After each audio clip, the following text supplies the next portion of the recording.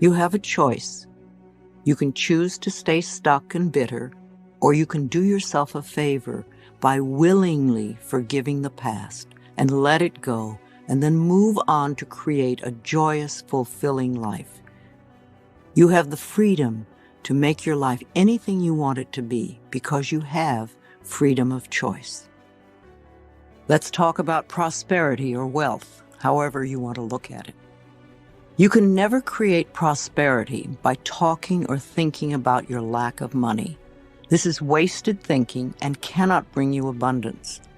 Dwelling on lack only creates more lack. Poverty thinking brings more poverty, and gratitude thinking brings abundance. There are a few affirmations and attitudes that are guaranteed to keep prosperity beyond reach. Resenting other people for the amount of money they may have just puts up a wall between you and your own flow. Open your consciousness to new ideas about money, and it will be yours. There is never enough money. Now that is a terrible affirmation to use. Also the one, money goes out faster than it comes in. This is poverty thinking of the worst kind. The universe can only respond to what you believe about yourself and about life. Examine whatever negative thoughts you have about money, and then decide to release them and let them go. They have not served you well in the past and will not serve you well in the future.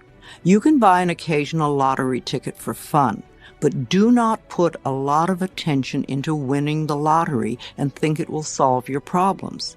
This is scarcity thinking or poverty thinking and cannot bring lasting good into your life. Winning the lottery seldom brings positive changes into anyone's life. In fact, within 2 years, most lottery winners have lost almost all their winnings, have nothing to show for it, and are often worse off financially than before. If you think that winning the lottery will solve all of your problems, you are greatly mistaken, because it doesn't involve changing consciousness. In effect, you're saying to the universe, I don't deserve to have good in my life except by a fluke chance. If you would only change your consciousness, your thinking, to allow the abundance of the universe to flow through your experience, you could have all the things you think the lottery can bring you. And you'd be able to keep them because they would be yours by right of consciousness. Affirming, declaring, deserving, and allowing are the steps to demonstrating riches far greater than you could ever win in a lottery. Another thing that can keep you from prospering is being dishonest. Whatever you give out in life comes back to you, always. And if you take from life, then life will take from you. It is that simple. You may feel that you don't steal, but are you counting the paper clips and stamps you may take from the office? Or are you a person who steals time, or robs others of respect, or perhaps steals relationships? All these things count and are a way of saying to the universe, I don't really deserve the good in life. I have to sneak around and take it. So become aware of the beliefs that may be blocking the flow of money in your life, and then change those beliefs and begin to create new, abundant thinking. Even if no one else in your family has done this, you can open your mind to the concept of money flowing into your life. If we want to prosper, then we must use prosperity thinking. I have 2 prosperity affirmations I've used for many years, and they work well for me. They'll also work for you. 1, my income is constantly increasing. And 2, I prosper wherever I turn. I had very little money when I started using them, but consistent practice has made them come true for me. You know, for a long time, I've believed that business is a place where we bless and prosper each other. I've never understood the concept of cutthroat business, where you try to cheat and put one over on the other person. That doesn't sound like a joyous way to live. There is so much abundance in this world if we would but just share it. At Hay House, my publishing firm, we have always been honest, honorable, we live up to our word, we do our work well, and treat others with respect and generosity. When you live that way, it is impossible to keep the money away. The universe rewards you at every possible turn. Today, we have a fabulous reputation in the publishing world and so much business that we are turning it away.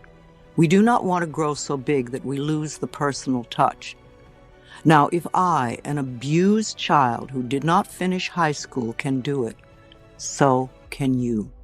Once a day, stand with your arms open wide and say with joy, I am open and receptive to all the good and abundance in the universe. And thank you, life. Life will hear you and respond. Affirmations for wealth. If you want to bring in the bucks, then use these affirmations with feeling and meaning. I am a magnet for money. Prosperity of every kind is drawn to me. Wherever it is that I work, I am deeply appreciated and well compensated.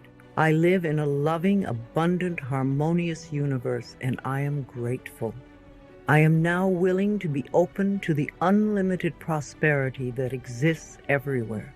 Life supplies all my needs in great abundance. I trust life. The law of attraction brings only good into my life.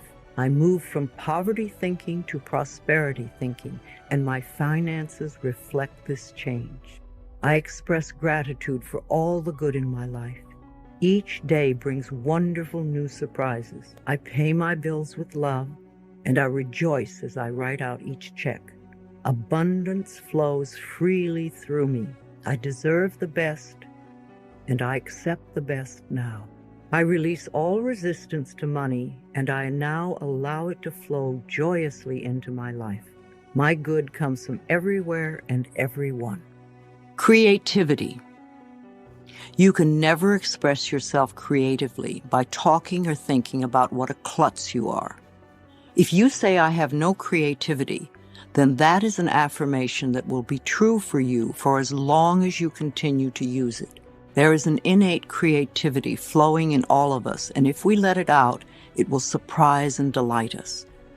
We are all tapped into the creative flow of energy in the universe. Some of us express ourselves more creatively than others, but we all can do it. We all create our lives every day. Each of us has unique talents and abilities. Unfortunately, too many of us had well-meaning adults stifle that creativity when we were children. I had a teacher who told me I couldn't dance because I was too tall, and a friend was told he couldn't draw because he drew the wrong tree. It's also silly. But we were obedient children and believed the messages. But now you can go beyond them. Another false assumption is that you must be an artist to be creative. That is one form of creativity, and there are so many more. You are creating every moment of your life, from the most common, ordinary creations of new cells in your body, from choosing your emotional responses to your present job, to your bank account, to your relationships with friends, and to your very attitudes about yourself. It's all creativity. Also, you could be a really good bed maker. You could cook delicious food. You could do your job creatively. You could be creative in the garden, or you could be creative in the ways that you are kind to others. These are a few of the millions of ways of expressing yourself creatively. No matter how you choose to express yourself creatively, you want to have satisfaction and to be deeply fulfilled by all that you do. If you will allow it, you are divinely guided by Spirit at all times. Know that Spirit makes no mistakes. When there is a strong desire within you to express or create something, know that feeling is divine discontent. Our longing is our calling. No matter what it is, if we go with it, we will be guided, guarded, and assured of success.